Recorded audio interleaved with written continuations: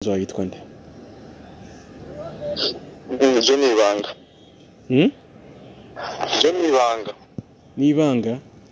Ariko atangizwa na ke. Atangizwa na ke? Yego.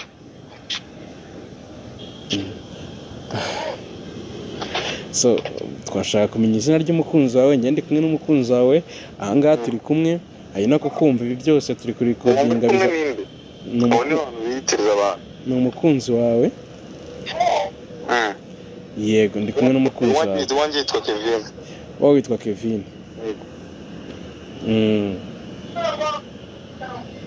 Okay. Niwe?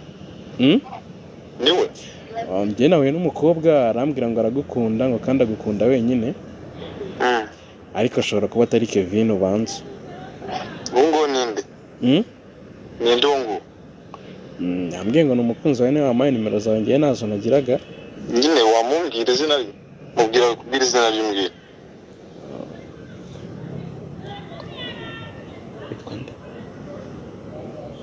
Nabisabira ngo izina ryanjye. Nabona ko izina ryanjye se.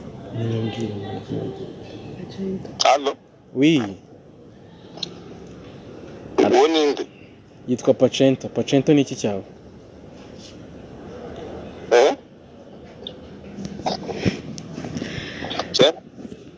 Ngo Pacento ariko nagunze. Bite se ukeneye kubimenyera iki? Kandi utanze. Ninde wakurakaje? Ninde wandakaje ariko wagiye ureka kwigira gutya? Ntabwo cyakora cyo ntabwo nari nzi ko wankora ibi bintu. Gusa merci. Oya genda man, urakoze cyakoze. Oya genda man, naribi. Naribi. Maze iminsi nshaka kubwira ibintu ariko sicyagiye nkutumiza ukanga kuza, nashaka kubwira rero wigize nabi. Umva rero nkubwire sibyo?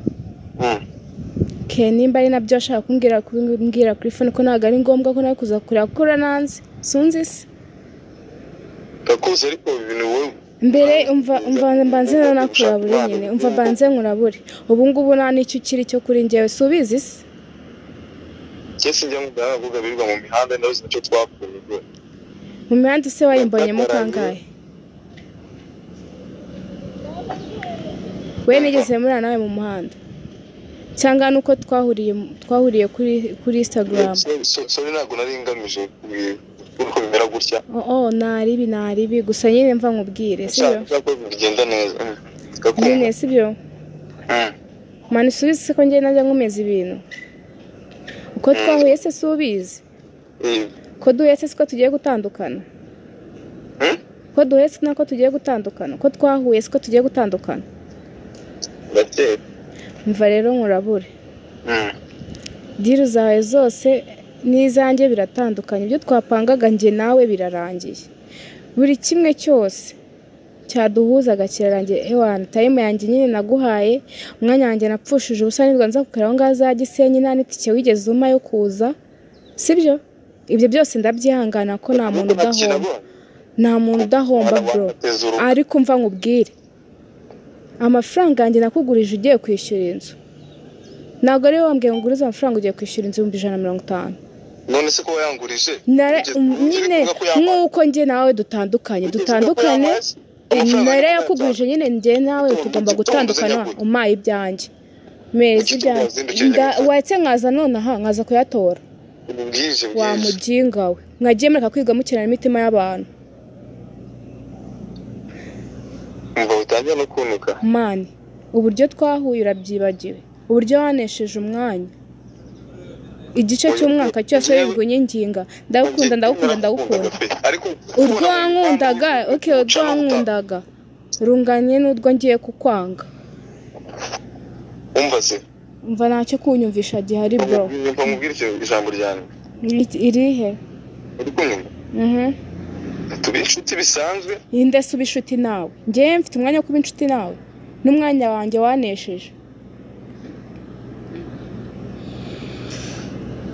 Umva rero mubwire ikintu kimwe. Ndakumva. Basi ndagutumira. Unumira mu biki?